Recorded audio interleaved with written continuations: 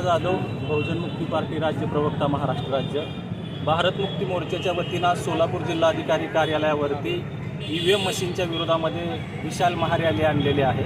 याचं कारण आहे की भारत मुक्ती मोर्चाच्या वतीनं दिल्ली या ठिकाणी निवडणूक आयोगाचं जे केंद्रीय कार्यालय आहे त्या ठिकाणी 31 जानेवारीला भारत मुक्ती मोर्चाचे राष्ट्रीय अध्यक्ष माननीय वामन मेश्राम साहेब यांच्या नेतृत्वामध्ये विशाल महामोर्चा होणार आहे आणि त्या महामोर्चाला सर्वप्रथम मी बहुजन मुक्ती पार्टीच्या वतीनं जाहीर पाठिंबा देत आहे. भारत मुक्ती मोर्चाच्या वतीनं जे हे आंदोलन होत आहे आणि याच्यामध्ये जी मुख्य मागणी आहे की EVM मशीन बंद करा आणि बॅलेट पेपरवरती निवडणुका घ्या. याचं कारण आहे की 8 ऑक्टोबर 2013ला भारताच्या सुप्रीम कोर्टानं असं जाहीर केलेलं आहे, निकालामध्ये असं ऑर्डरमध्ये असं म्हणलेलं आहे की EVM मशीनवरती पारदर्शक निवडणुका होऊ शकत नाही. याचा दुसरा अर्थ असा होऊ शकतो की EVM मशीनमध्ये घोटाळा करता येतो आणि तुमच्या पसंतीचा उमेदवार त्या पार्टीच्या लोकांना निवडून आणता येतो आणि जो प्रामाणिक, इमानदार, लोकशाहीला जपणारा, संविधानाला मानणारा जो व्यक्ती आहे त्याचा पराभव या देशामध्ये केला जात आहे. 2004च्या निवडणुका भारतामध्ये EVM वरती झाल्या, 2009च्या निवडणुका भारतामध्ये EVM वरती झाल्या. 2013ला 8 ऑक्टोबर 13ला सुप्रीम कोर्टानं असं सांगितलं की EVM वरती निवडणुका पारदर्शक होऊ शकत नाहीत. याचा अर्थ 4चं आणि 9चं सरकार मशीनमध्ये घोटाळा करूनच झालं. 13च्या ऑर्डरमध्ये कोर्टानं असं सांगितलं की VVPAT मशीन तुम्ही भारतभर लावा. 14च्या निवडणुकीमध्ये सुद्धा इथल्या लोकांनी VVPAT मशीन लावल्या नाहीत आणि 14च्या निवडणुका सुद्धा VVPAT न लावताच केल्या. याचा अर्थ 2014मध्ये सुद्धा घोटाळा केला.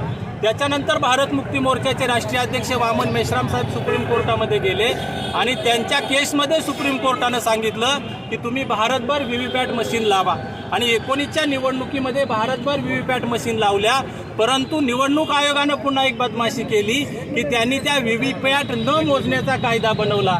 मग त्या VVPAT मशीन लावून काय उपयोग आहे की त्यातल्या चिठ्ठ्या जर मोजल्या जात नसतील. याचा अर्थ EVM मशीनमधला घोटाळा आज सुद्धा होत आहे.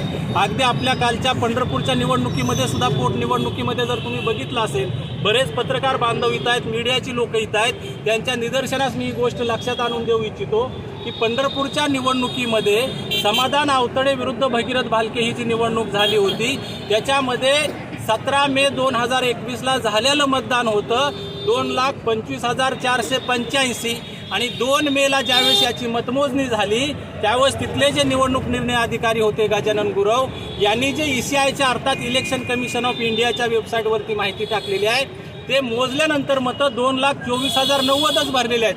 म्हणजे जवळजवळ 1,395 मतं कमी भरलेले आहेत. म्हणजे या पोटनिवडणुकीमध्ये सुद्धा घोटाळा झालेला आहे. आणि 2019च्या भारतभरातल्या लोकसभेच्या निवडणुकीमध्ये 371 मतदारसंघामध्ये घोटाळा झाला. म्हणजे संसदेमध्ये बसलेले 371 खासदार मशीनमध्ये घोटाळा करून निवडून गेलेले आहेत. म्हणून भारतातल्या जनतेच्या समस्या सुटत नाही आहेत. भारतातल्या जनतेच्या जर सर्व समस्या सुटवायच्या असतील, लोकशाहीनं संविधानाच्या मार्गाने जर हा देश चालवायचा असेल तर EVM मशीन बंद झाली पाहिजे आणि बॅलेट पेपर आला पाहिजे. म्हणून भारत मुक्ती मोर्चाचं जे आंदोलन आहे त्याच्यामध्ये सर्व लोकांनी, जाती धर्माच्या पंथाच्या लोकांनी, समाजकार्यामध्ये समाजसेवक असणाऱ्या लोकांनी, वेगवेगळ्या प्रादेशिक पार्टीचं काम करणाऱ्या सगळ्या लोकांनी याच्यामध्ये सहभागी व्हावं अशी विनंती करतो. नरेंद्र मोदी यांचा दौरा आहे, त्या पार्श्वभूमीवर तुम्ही इथं त्याच्या अगोदर 2 दिवसाअगोदर तुम्ही EVM हटावच्या नारा देत आहे, तर काय नेमकी तुमची भूमिका असणार पुढे भविष्यात? 19 तारखेला भारताचे पंतप्रधान नरेंद्र मोदी यांचा सोलापूरमध्ये मोठा दौरा आहे आणि त्यांच्या दौऱ्याच्या पार्श्वभूमीवरती सुद्धा या मोर्चाला विशेष असं महत्त्व निर्माण झालेलं आहे. कारण आपण बघत आहोत की मोदींच्या बाबतीमध्ये देशभरामध्ये संतापाचं वातावरण आहे, विरोधाचं वातावरण आहे. याचंच कारण आहे की EVM मशीन आहे. नरेंद्र मोदींनी कायदा बनवून निवडणूक आयोगाला सुद्धा सुप्रीम कोर्टाचा दर्जा देण्यापर्यंत त्यांची मजल गेलेली आहे. म्हणजे निवडणूक आयोगाच्या विरोधामध्ये सुद्धा कुणी मोर्चा काढला नाही पाहिजे, आंदोलन केलं नाही पाहिजे, त्यांच्या विरोधात पुन्हा कंटेम्प्ट ऑफ कोर्ट करता येईल अशा प्रकारच्या गोष्टी करत आहेत. म्हणून नरेंद्र मोदी आणि त्यांचे जे पार्टीचे पक्षाचे लोक आहेत किंवा इथले जे कार्यकर्ते आहेत, पदाधिकारी आहेत किंवा इथली जी शासन प्रशासनातली योजना कामं करणारी लोक आहेत त्यांनी सुद्धा मोदींपर्यंत हा मेसेज दिला पाहिजे की सोलापूर जिल्ह्यामध्ये, सोलापूर शहरामध्ये EVMला मोठ्या प्रमाणामध्ये विरोध होतोय. त्यामुळं तुम्ही EVM बंद करून बॅलेट पेपर आणला पाहिजे आणि नरेंद्र मोदींनी सुद्धा याच्या मागच्या आमच्या आंदोलनामधून धडा घेतला पाहिजे. त्यांच्या दौऱ्याच्या अगोदर हा मोर्चा होतोय की भारतभर ईव्हीएमला जर विरोध होत असेल तर त्यांनी ईव्हीएम मशीन बंद केले पाहिजे. मोदी जिथे जिथे जातील तुम्ही ईव्हीएम हटावचं नारा लावा. हा, ज्या ज्या ठिकाणी भारतभरामध्ये नरेंद्र मोदी असतील, अमित शहा असतील, JP नड्डा असतील, यांचे कार्यक्रम होत असतील तिथं आम्ही निश्चितच ईव्हीएम हटावचा नारा देऊ.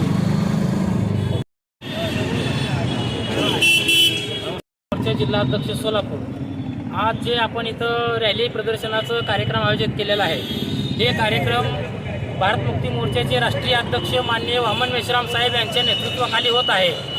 भारतातील 567 जिल्ह्यातील जिल्हाधिकारी कार्यालयावरती आज तिसरा चरणाचं आंदोलन होत आहे.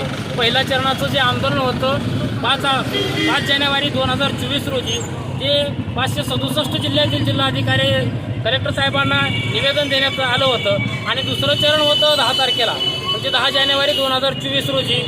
धरणा प्रदर्शन हे इथंच आपण पूनम गेटवर केलेलं आहे आणि भारतभर ही ती पूर्णपणे पार पडलेलं आहे. आज त्याचं तिसरं चरण आहे आणि तिसरं चरण म्हणजे रॅली प्रदर्शन आहे आणि याचं चौथं चरण आहे. 31 जानेवारी 2024ला लाखोच्या लोकसंख्येमध्ये आम्ही निवडणूक आयोगाला घेराव घालणार आहे. निवडणूक आयोगाच्या कार्यालयावरती मोठ्या लोकसंख्येमध्ये जाऊन ईव्हीएम मशीन बंद पाडण्यासाठी आम्ही भाग पडणार आहे. आम्ही संविधानिकरित्यानं ही लढाई लढत आहे आणि ईव्हीएम मशीन बंद झाली तर तुम्ही आम्ही सर्वांचे हक्क अधिकार वाचतील. ईव्हीएम मशीन जर परत चालू झाली तर या देशामध्ये हुकुमशाही आणि गुलामगिरी यायला काय वेळ लागणार नाही. आता गुलामगिरी आल्यातच जमा आहे. म्हणून मी एक सोलापूरवासियांना आव्हान करतो की ईव्हीएम मशीनच्या विरोधामध्ये जास्तीत जास्त लोकांनी बंड करून उठावे आणि ईव्हीएम मशीन बंद करावे. यासाठीच मी एवढं आव्हान करतो आणि थांबतो.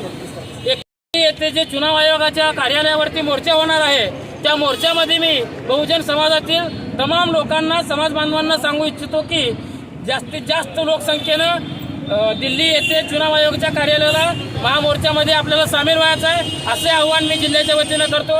धन्यवाद. आपल्या शहरातील ताज्या घडामोडी पाहण्यासाठी हल्ला बोल भारत न्यूजला सबस्क्राईब करा आणि बेल आयकॉन प्रेस करा.